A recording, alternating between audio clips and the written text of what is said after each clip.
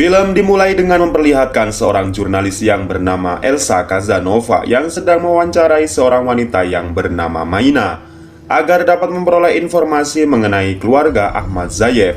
Maina mengatakan bahwa dirinya telah dijual ke keluarga Zayef sejak ia berumur 11 tahun karena ibunya sangatlah miskin. Lalu Maina mengatakan bahwa Elsa harus segera pulang ke negaranya dan jangan pernah kembali lagi. Lalu Maina bergegas pergi karena takut dengan pasukan Taliban. Tak berselang lama Elsa kemudian mendapat telepon dari rekannya yang bernama Amin dan mengatakan bahwa pasukan Taliban telah mengetahui tempat wawancara dan akan mengepungnya. Singkatnya, mereka berhasil lolos dari kepungan Taliban dan Amin menghantar Elsa menuju apartemennya. Scene kemudian berpindah memperlihatkan perayaan ulang tahun sang komandan yang bernama Kovac. Di sana juga ada seorang tentara yang bernama Lukas. Kemudian mereka memberikan hadiah kepada komandan berupa kompas kuno yang kelihatannya sangatlah menarik. Di sisi lain, Elsa yang penasaran dengan kehidupan Zayef kemudian meminta bantuan kepada temannya yang bernama Salemani agar membantunya untuk bisa mewawancarai Zayef. Ternyata pertemuan Salemani dengan Elsa tersebut hanya sebuah jebakan di mana mereka sudah diketahui oleh pasukan Taliban. Beruntungnya Amin dapat menyelamatkan Elsa dan segera kabur. Namun saat dalam pengejaran mereka tertangkap dan sopir yang membawanya diberondong peluru dengan kejam oleh pasukan Taliban.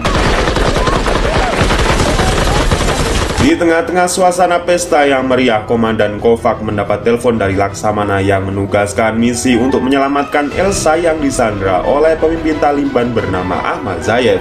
Di Istana Negara, para pimpinan sedang melakukan diskusi dan seorang anggota mengatakan bahwa Ahmad Zayef adalah seorang yang sangatlah fanatik. Presiden juga mengatakan bahwa mereka harus segera menyelamatkan Elsa karena ia telah mengetahui keberadaan Ahmad Zayef yang seolah-olah ia tidak tersentuh dan ia akan mengirimkan pasukan khusus terbaiknya. Kovac, Lukas, dan Elias kemudian diterbangkan menuju perbatasan Afghanistan dan Pakistan. Sesampainya di sana terlihat Marius yang sedang melatih anak buahnya, sedangkan Victor yang sedang latihan menembak. Dan mereka kemudian mengadakan rapat membahas tentang misi yang sedang mereka jalankan. Dan tak lupa mereka menyiapkan strategi ampuh untuk melawan para pasukan Taliban. Scene kemudian memperlihatkan Elsa dan Amin yang sedang berada di ruang tahanan dan dibawa untuk menemui Ahmad Zayef. Dan di saat itu juga teman Elsa yang bernama Salemani dibunuh dan disiarkan langsung melalui media. Dengan ngeri, presiden dan para atasan lainnya melihat betapa kejamnya pasukan Taliban yang dipimpin Ahmad Zayef tersebut. Dan keesokan harinya misi mereka dimulai. Dari atas heli mereka turun menggunakan terjun payung dan menuju titik koordinat yang sudah mereka rencanakan. Sesampainya di sana mereka melakukan pemantauan lokasi dan melihat Maina dan beberapa orang lainnya tengah dieksekusi mati. Elias sang sniper hendak menembak para gerandong pasir tersebut. Namun Kovac melarangnya karena misi mereka hanya menyelamatkan Elsa, bukan untuk memerangi pasukan Taliban. Dan tak beberapa lama para pasukan khusus maju untuk ke markas Zayef, tempat di mana Elsa sedang ditahan.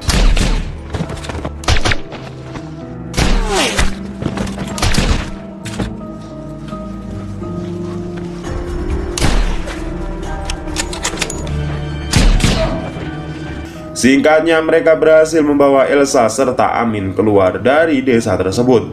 Namun di sini pasukan Taliban segera bergerak cepat dengan mengepung pergerakan mereka. Sebenarnya mereka hendak dievakuasi oleh 2 helikopter yang telah disiapkan.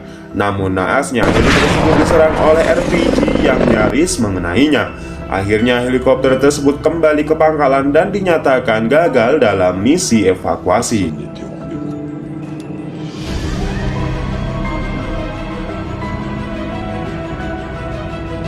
Hari kedua di mana Kovac dan anak buahnya terus berjalan dan menunggu helikopter untuk mengevakuasi mereka, seraya bertahan dengan serangan tentara Taliban yang kemungkinan masih mengejar mereka.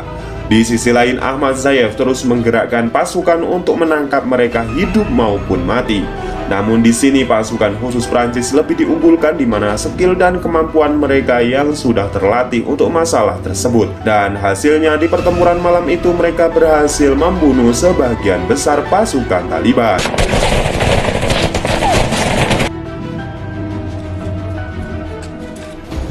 Hari ketiganya Komandan Kovac memberikan senjata kepada Amin untuk berjaga-jaga dan ikut dalam peperangan. Lukas, sang sniper, mengatakan bahwa pasukan Taliban terus mendekat dan memburu mereka dengan jumlah yang sangat banyak. Kovac dan anak buahnya memutuskan untuk segera bergerak dan meninggalkan tempat itu. Namun di sini mereka mendapat serangan yang banyak dari pasukan Taliban yang sudah mengepung mereka.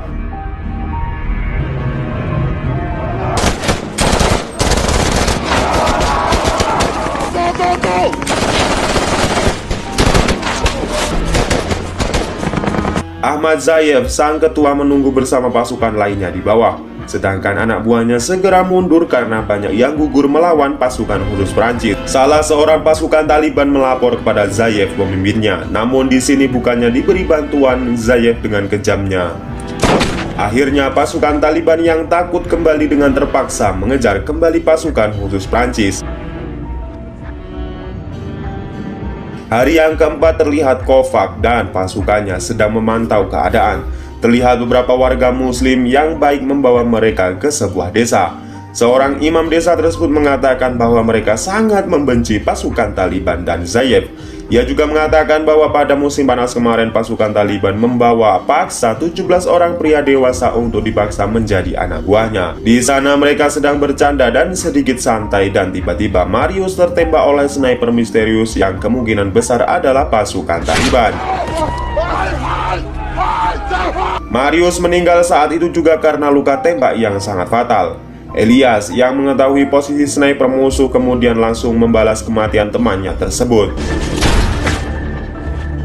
Singkatnya, mereka kehilangan satu pasukan khusus yang bernama Marius, lalu menguburkannya di desa itu. Hari kelima diperlihatkan pasukan Taliban yang bergerak maju menuju desa dan menggeledah rumah-rumah warga. Sang imam juga menyambut baik kedatangan Zayev dengan mengucapkan salam. Namun di sini Zayev yang mengetahui bahwa mereka membenci Taliban langsung menembak mati sang imam tersebut. Assalamualaikum. Tak sampai di situ, pasukan Zayev juga mengeksekusi orang-orang yang dianggap telah menyembunyikan pasukan Prancis. Sungguh amat sangat mengencrotkan.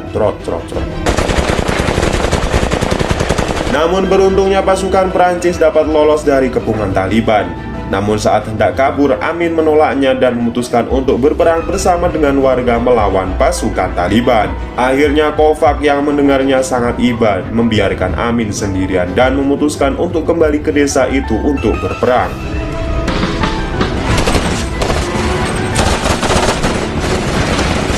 Namun sayangnya dalam pertempuran itu Amin tertembak oleh Zayev dan mati. Salah seorang pasukan khusus yang bernama Victor juga tertembak dan mengalami luka yang sangat parah. Namun beruntungnya Lukas berhasil menyelamatkan nyawa Victor dan membawa ke tempat yang aman. Hari yang keenam, di mana hari tersebut sangatlah berat karena Amin yang sudah gugur dan Victor yang sedang terluka parah tak berdaya. Ditambah lagi mereka yang sudah mendaki mencapai ketinggian 3.800 meter. Suhu udara yang sangat dingin ditambah persediaan makan mereka yang sudah sangat menipis. Di sisi lain Elias yang terpisah terus dikejar pasukan Taliban dengan berondongan peluru yang sudah tak terhitung lagi, hingga membuatnya harus mati.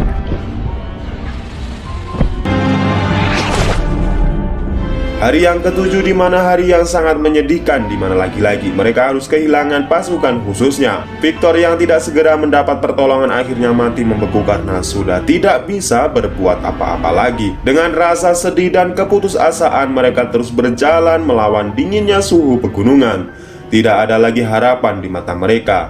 Yang mereka tahu adalah lari dan bertahan. Dan kini hari yang ke-8 di mana mereka berjalan dengan sangat amat kelelahan.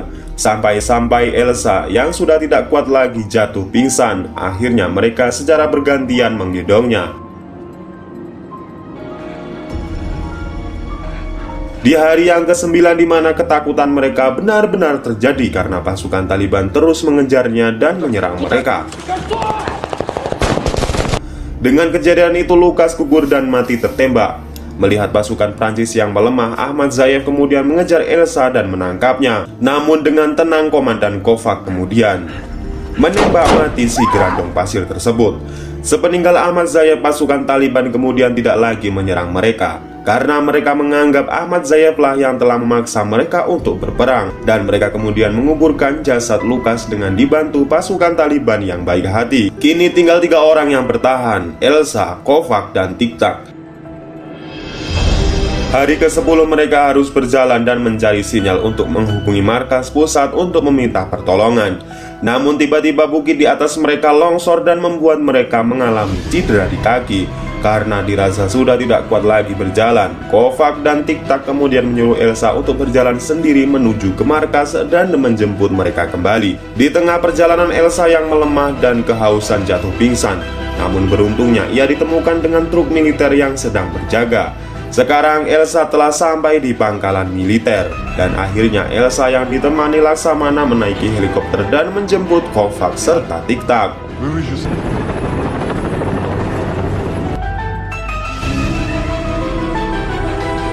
Dan beruntungnya setelah melakukan penyisiran, mereka berhasil menemukan Kovac dan Tik-Tak dalam keadaan baik-baik saja. Dan film ini pun selesai, guys. Jadi gimana guys? Secara keseluruhan film ini sangat membuat Mimin terharu biru, guys. Seorang tentara khusus yang harus gugur hanya karena menyelamatkan seorang jurnalis asal negaranya. Memang bukan hal yang bodoh, namun suatu hal yang membuktikan bahwa pasukan khusus yang menyandang nama mereka bukanlah suatu gelar semata, melainkan suatu pengorbanan yang harus siap untuk melaksanakan misi apapun. Oke, cukup sekian guys. Bayar parkir dulu dengan cara like, komen, dan subscribe serta share ke teman-teman kalian ya guys. Saya Naja dan bye-bye.